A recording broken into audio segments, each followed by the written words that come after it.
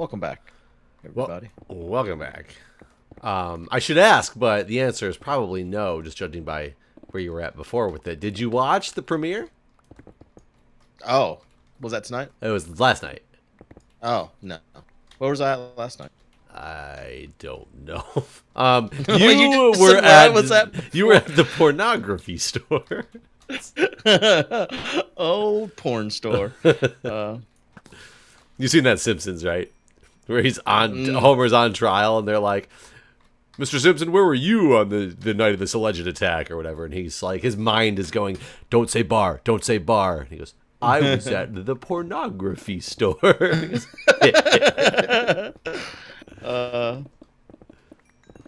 So, not that you'll like this one won't give anything away because it's all like what the intro to the season like shows you is going to happen. But I'm going to take credit for it because we've talked about it before. I'm going to pretend that the Survivor people were watching our video and we're like, "That's a good fucking idea." You know, it's called Edge of Extinction. We talked about that the other day. You know where I'm talking about Survivor, right? Yeah. Okay. I know. So the concept is they vote somebody out, but they're not out of the game yet. We don't know how that quite works, but they get to make a choice on if they want to stay in the game and do something or other, or if they're like done with the game. But the people who are playing don't know this. This choice does not get offered to them until after they're voted out and think they're out, and everybody who voted them out thinks that they're voted out. Which I said before, it would be amazing if they had one of those like Exile Islands or those comeback games where the people didn't know. Yeah. We've definitely talked about this. This is totally our idea, and I hope that we get to be on the show since we had the idea and they took it. Either put us on the show or royalties. One of the show. Like, I'll take either one. Probably make more than $1 million in royalties, right? I mean, yeah. I would stipulate to a condition where I got to play the show, and if I won, all the money went to charity. That'd be pretty cool. Like, you just literally say that you're playing, that would make for an interesting audition tape. To straight up say, "I want to play, and I'm saying in my audition tape, if I win, the money, all $1 million goes to charity." Yeah, I just want to play the damn game, man. I don't even care about the money. I mean, I would love $1 million. I'm not saying I wouldn't love $1 million, but I would rather play the game than the $1 million. Never to have a chance. Yeah. I agree with you on something like Survivor, where, like I said before when we talked about Alone, I know a lot of those people who are out there for the $500,000, and a lot of people are claiming that they're out there to be there with nature and all that stuff. I don't believe that garbage for a second. For Survivor, however, you went out there for the money, right, to begin with. For Survivor, I think it's such a different game that has captured so many people. I think there's a lot of people in the world who want to just play the game. They don't care about winning. They just want to play the game. Yeah, I think you're right. It's like a staple, American staple now. They should do a season where it's all the money goes to charity. Or celebrities. Well, they do that. I don't even. Fuck that. Fuck these celebrities. Oh, that's true. You give us a chance. Like normal people who don't want the money, or are playing for a charity. Like literally, you're playing for it. Like you're out there for Extra Life. And I would totally do a Survivor for Extra Life. That would be really interesting. I wonder. Man, you should make an audition tape. I'm telling you, I would. I still, as much as I think those audition tapes get sent directly to a trash can. I'm not convinced that half of them are even seen. I honestly, you got to wonder how many auditions they get because I don't think that Mitch Hedberg, the comedian Mitch Hedberg, yes, God rest his soul. Yeah. He had a bit before where he was talking about back in the day of the real world, road rules, all that stuff, and he said, this season of Real World, there was 40,000 applications. He's like, how crazy is it that there was such an even number of applications? The complete misdirection of what the joke is. But he was probably accurate on that statistic of how many roundabout applications that they got. Can you imagine 40,000 audition tapes? Right, exactly. Yeah, there's no way. So I talked to Chad about his Survivor experience, by the way.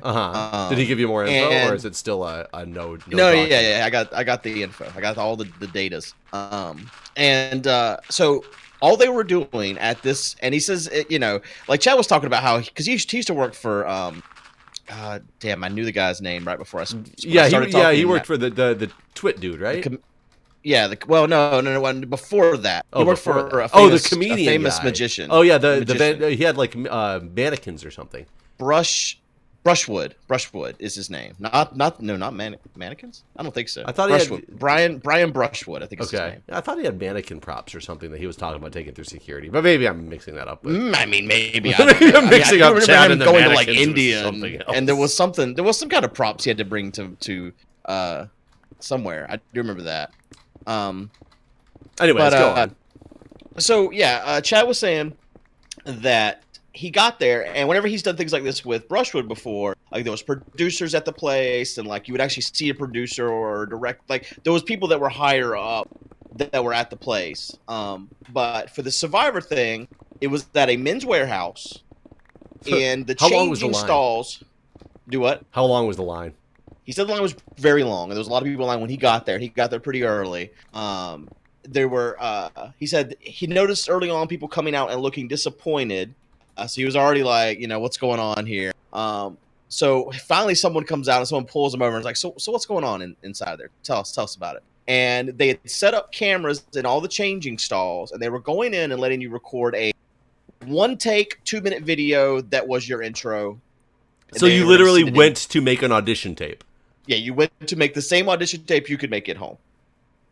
Wow. Why was it so hush-hush about it at first? I couldn't catch him to get a response. It wasn't really hush. Oh, I thought he told you it was hush-hush. And therefore, I think I said at one point that if he was on, he couldn't tell us that sort of thing. That's all I really said. Because I was under the impression, I was like, maybe he got to the next round of interviews or whatever. Like, and I was like, kind of excited, and jealous, like you said, but excited at the same time, So really, yeah, it was Yeah, so he didn't even stay in line. He left. Oh, he didn't even make his audition. How long was he there decided for? Basically, if I'm going to do this, I could go home and edit a video that's much better in 2 minutes. So I will say, according to the Survivor website, they do say that you should do as many types of auditions as possible. They suggest you send in a videotape and go to all the live ones that you possibly can. But, I mean, maybe it's just because maybe they get looked at by different groups of people, and you have a better chance that way. I mean, yeah, it's like a lottery. The more tickets you buy, the better chance you have to win, sort of thing, right? And I also do know that they used to talk about, I think it was American Idol, I used to read about, because, you see the auditions for American Idol as, like, the beginning of the season or whatever. And if you really read up on that, really what it is there's only a handful of people or of times that you go to these live castings that the people are actually there. So pretty much, if you go and it's not sitting in front of, I don't know who's on it anymore, but at the back in the day, like Simon Cowell and all, you're not getting on the show based on that. However, you might get told, we like you, come back, and they'll set up a different day for you with like the producers. But that most of the time, the main people aren't even there because they're only there. I didn't realize that. Small time frames, yeah. So I would think it was more than just like, I didn't think an open casting call would literally be a video camera in a dressing room. Or what if Chad got the ultimate FU and Jeff Probst was in the dressing room and that guy was like, man, this is gonna based on what he said, this will make my chances get better. He'll be like, no, sorry, man, there's a camera set up in there. You might as well go home. I mean, based on the way he was talking about everyone coming out with like the little goodie bags and stuff, and them all looking very dejected. It doesn't. It sounds like he probably read the atmosphere right, but yeah, that would be hilarious if everyone you can imagine was there and Chad just got trolled. Yeah. It was pretty much like, we are doing a Southern Texas. I think wasn't that open casting call somewhere in like Southern Texas or something like that. Yeah. Like we're doing a Southern Texas only Survivor, and you have to come to this casting call to get on it. So anybody who came, you're in the running.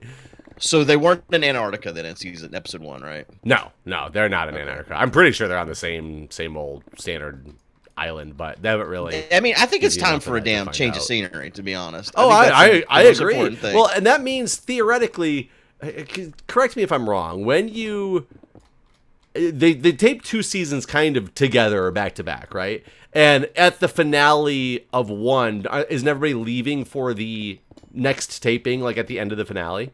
Sometimes, but they haven't said that in a while. Yeah, because I remember there was one season where, while they were showing the finale, one of the people was already back out there or something like that. I don't know. Because I'm trying to figure out, like, if there is this Antarctica season, has it started taping yet, or is it going to start taping after this live finale? This current season is out there. Like, do I have a chance to get on Antarctica still? Not really. More of my question. I wouldn't guess that I would have a chance at something that quickly if I had a chance at all. But you never know. Maybe they have last minute like fill-ins of something. I've put a bed down here, and there's monsters. Is there one or two? There's one up there where you're at. Okay. It's been up there for a while. Yeah, I saw it for the first time. I'm in it. We'll see how long I can stay in this thing. I'm in down here too. We did it. Zombie coming right after me too. Yeah, I wish I understood. Oh, so go on. You were talking about the Brian Brushwood thing. It's just that there was always producers and stuff there. Well, yeah, that's basically what he was saying. The feeling of the Survivor thing wasn't anything like whenever, like I think it was America's Got Talent that Brian had got on. Chad was basically saying, that he had gone to these types of things, and the ones that are legit have a different feeling than what this one did. And so he, from very on, Chad was like, something's not right here. This isn't going Men's anywhere. Warehouse. That's pretty. Yeah. I wouldn't. I think I would be, because I would go to an open casting call expecting to be asked questions. Yeah, no, there was none of that. It was just a record your talking to this camera for 2 minutes. Go. One take. If you're like, I messed up, too bad. I mean, that. I think basically what Chad said was his feeling was the local station put the whole thing. Sort of thing. They were like, let's it wasn't even a real Survivor open casting call. Well, kind of not. Like they're submitting the videos through the same method that you would submit. If you want to fly to Florida, there's one in Florida. Is there? Yeah, there's one in Florida on April 28th. April. Man, I was hoping you were going to say March 19th, and I was like, that would be hilarious. You're there for the extra life stuff, and you're not even around because you're just at this open casting call all day. I mean, that'd be the perfect thing. Be like, I'm here in Florida for a charity, and I'll tell you what, I'll make a deal with you guys. You get me on the show. I mean, yeah, that's. I really think that you should go for putting a videotape together like that. I'm still not convinced anyone ever sees this. I mean, I agree with you, but what other avenue do you have to get in besides us talking about it enough, especially now that we're a podcast as well? Maybe enough people will hear it and they'll get us to the right people to be on. Oh, by the way, there is now, and this kind of pisses me off, there is now a way to, where's the apply button? I'm going CBS Survivor, apply now. There is... eligibility, superfans. Oh, they changed this thing. Time to apply for Survivors. 39 and 40. Oh, no, this is the same one.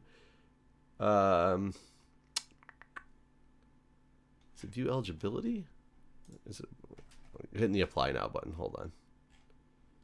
There was something I came across the other day, and I can't seem to either get to it. I don't know if the page isn't loading. Oh, so now they have a back and forth option. There's here we go.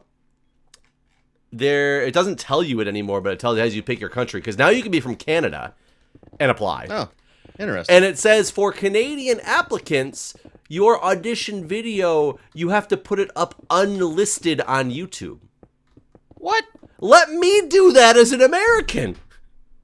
That's kind of wild. Why can't we do that? I don't know. I can get so much better of a quality video up unlisted on YouTube than I can for that stupid 30 meg limit they have or whatever. But who knows? Maybe I haven't gone through this application in like a couple of years, but maybe they've upped the requirements. Changed. Maybe they're using like Amazon servers, Amazon Web Services stuff. God, I'm going to actually look right here in a minute, because that was always a point where I think that even if I made the best video ever, that I would think that.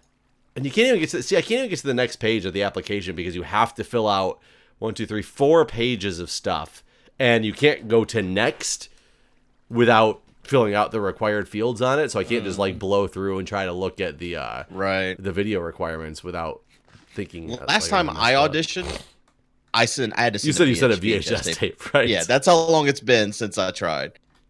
So I don't know. I guess I just kind of gave up on the dream. I was like, this is never happening. I'm more worried that I think the dream's going to give up on us no matter what, because what do you think? Jeff Probst can't do this for more than another. Jeff's got at least 10 more years in him. You think we got at least. He's done 20 years. 20 years already. He could definitely do 10 more. Jeff's fine. He is looking a little old though. I will admit, in David vs. Goliath, there was a few times I looked at Jeff and thought, damn, Jeff, you getting up a little bit. I mean, Jeff doesn't have to do anything. He just hangs out. At the beginning, but yeah, does his family hate the fact that he's away for all this time? Or does Jeff have family? I don't know. I would assume he does. I feel like his family is Survivor at this point. I don't feel like he's allowed. The Survivor. He's like Bob Saget. He just does family shows, right?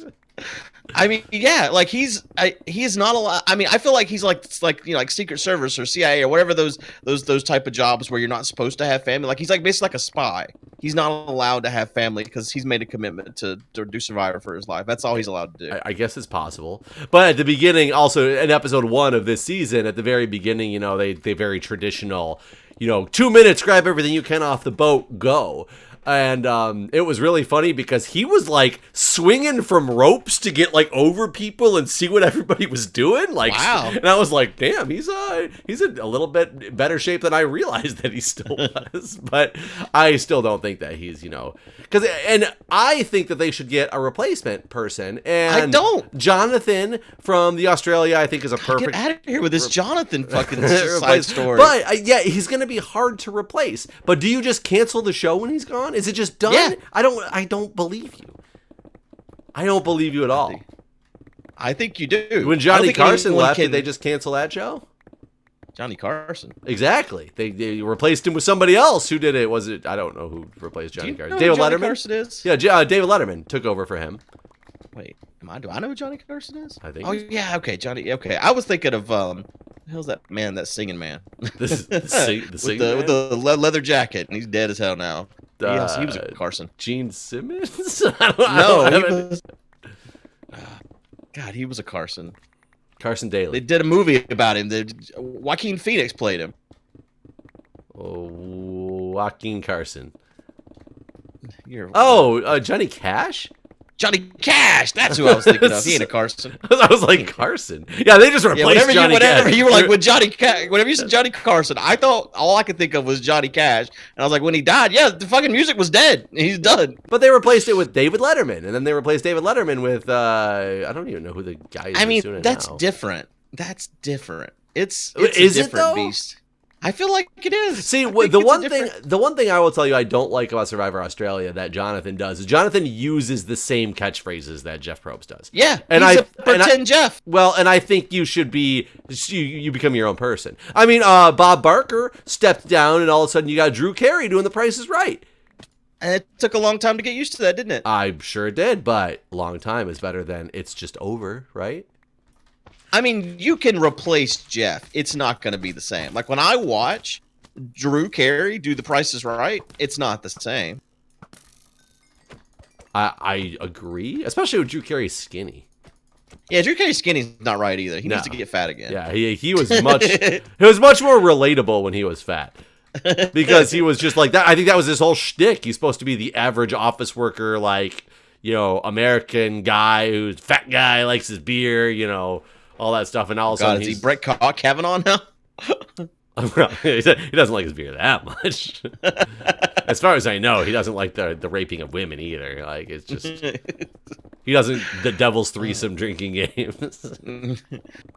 That was just cool game with the guys. Cool game with the guys that we played. There happened to be women around. They didn't play or actively participate. But, oh God, yeah, but no, I don't think you end it. And part of it's the selfish me that one day I'll get on. It is really funny when you watch getting up there and in the age too. Like, if you're getting on the show and you're gonna have a chance to win, old people don't win this show. There's a guy on it who this season who makes me respect him a lot more. He's a news anchor, so he probably got a lot more clout than me. But he literally is out there going, I never expected to be able to be on this show. He's like, look at me, I'm a dude with a dad bod. Like, and he is like the average dad bod dude. And I'm like, I can do it. There's a spot. They do have people like me on this show. What did you think of that fucking woman last season? The woman that wouldn't give up her jacket in the very end. The woman that intimidated the guy over the jacket, or the lady over the jacket. The lady, she was a Goliath, and she had the worst. She basically personality seemed like a drug kingpin ever. Yes. Yeah. Awful person. Yes, I agree. She was an awful person. She was completely out for herself. There's no question about that. And she just, I mean, how could you be? I don't understand how people can be like her. Like, how could she not realize that no one would ever like her? Because I think she was a quote-unquote Goliath. She was successful at whatever she deemed her success was. And therefore, she didn't care what these random people thought. That's how she got through life. It's just so wild. I mean, but people are like that, though. Who is it? The woman that just announced that she was running for president in the middle of that snowstorm. I don't know. Is that the woman that there's that? I think the only video I've seen about this is when someone's she's in a restaurant and like people are trying to get to the condiments and she's in the way. Is that the one person you're talking about? I don't know anything about that. I just know that directly after this video came out with her announcing her candidacy for president, and everybody was like, "That's pretty fucking badass!" Like she's out there in the middle of a snowstorm announcing her presidency to show that she's like willing to do anything. And immediately after that, all these former like staffers of hers, because she's like a congresswoman or governor. She's a governor of something, or I don't know enough about politics, but she's something or other. And a lot of her staff members came out and were basically like, this person is a terrible person. She treats her staff like shit, constantly yelling at people for no reason, belittling people. Like they basically are just calling her out as a terrible, terrible person. But look she's a successful person now running for president. I guess you don't have to be successful to run for president, but she is successful in her political career. Right. I mean, look at the way Donald Trump treats people. I mean, let's be honest. Yeah, but I mean, I guess I feel like if you're going to go on a show like Survivor and hope to win, you have to have some social game too, and you have to be self-aware enough to know that. I guess. So that is true. The complete loss in a game like Survivor. I'm going to the bed, by the way. In a game like Survivor, to understand that there's a social game at play is pretty messed up, and you see it. Season after season, people make these complete, like, out for themselves mentalities, and a lot of them get pretty far. Yeah. But I mean, it blows my mind as a viewer how often they have the votes, they can get someone out, but then they're just like, well, they might have an idol. Let's never vote for them. And God, and that's such another reason that I would love to be on the show, just to know the ins and outs of how does it really go? How does it really work? Like, what conversations didn't they show? What did they do that made me, as a player, look like the biggest idiot who pulled this dumbest move in the world when really, if you had watched actually what happened, it was a really smart play that just kind of, like, backfired. You know? Right. Yeah. Or what play was the best play that ever was shown that really was the dumbest play that all the stars just happened to line up, Right. I want to know all of those things and how all that works. I also want to know, I still get baffled, the whole looking for an idol thing, and I'm not even talking about the fact that people don't look for an idol enough, but how do you get away from camp with cameras following you? Or does nobody... I think that it's a constant production state. I feel like... that there's so many cameras you don't even know? It's constantly cameras everywhere. So therefore, does that make it easier to sneak away, to go look for idols? Because you can hide behind or amongst the cameramen. I do believe that. I think you can... And they're also always pulling people... I mean, this is things I've read on Reddit. They're constantly pulling people away for interviews and that sort of thing.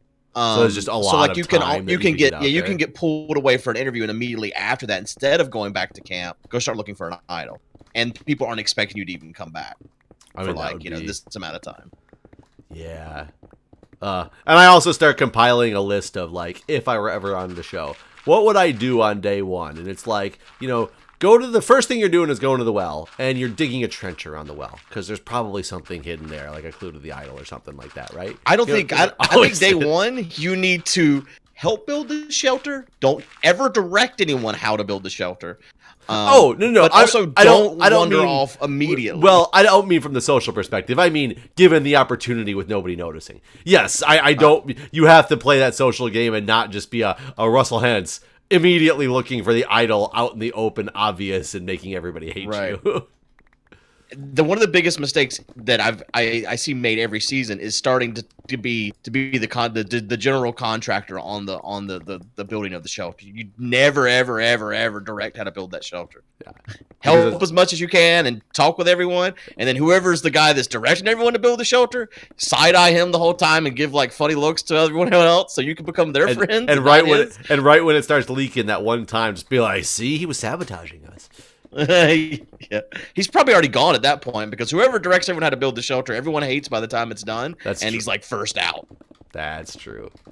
Yeah, I am excited for next week to come, just because I want to see how this whole, because the viewers don't even know yet, as my perspective, how this whole Edge of Extinction thing works. Because of course, the very end of the episode is the first person getting voted out, which it always is. But then there's the choice that gets presented to that person that they didn't know that they weren't necessarily out of the game, and that's all you know. Gotcha. That there's something else, and we don't know what it is yet, and it's kind of exciting. I will not watch until the whole season's done. Probably. So my problem with that though is that's how I want to do it. I like to binge watch it. The problem is, I catch a stupid news article. Yeah, and I keep spoiling it. Whatever for me, your so news thing anymore. is, I don't have that problem. But you have like this thing where you I just go to news based on what you view or something. I don't know. It must be. I just go to Google News, and Google News will randomly show me the headlines. And the problem is, people need to stop making headlines that give away what the fuck happened.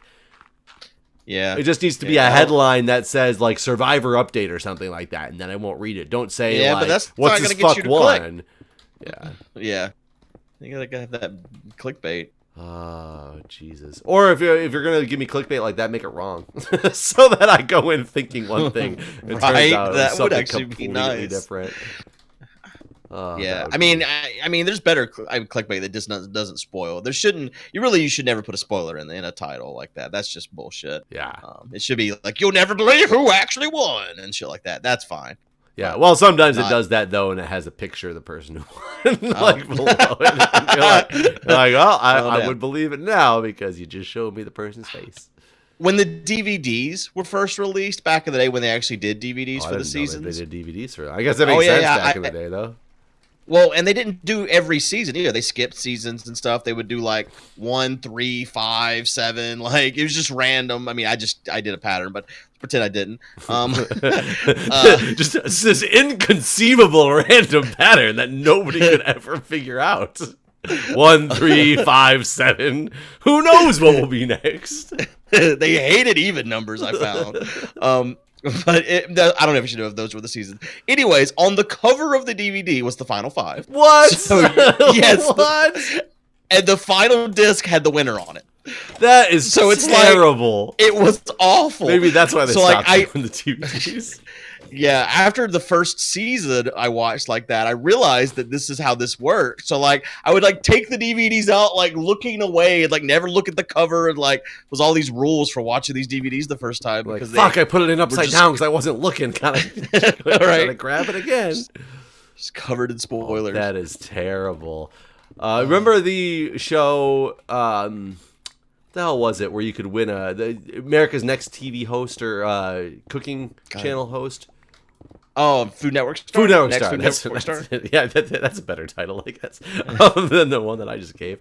One of the episodes, one of the seasons, during the last episode, we're watching to see who the winner is, the 3 people who made their pilot, and there was a commercial in the middle of it that was advertising the winner's show because they won the game. That is so dumb. We were like, wait, what? What? You just told us that this guy has a show coming out because he won Food Network Stars, but we're watching the finale of Food Network Stars right now? Wow. That is absurd. Yeah, that was unfortunate. Very unfortunate. Well, with that, guys, spoiler alert, I win UHC. Yep, spoiler alert, and I'm gonna plaster Guude's face on my video, like just everybody knows, like that he won, and we'll see if it's true or not. Are we doing clickbaity headlines or? You'll never believe. Never believe won. You'll never believe who won. Picture of Guude's face. Yep. Anyways, hope you enjoyed the UHC and hope you've enjoyed this episode. We'll see you next time. See you guys.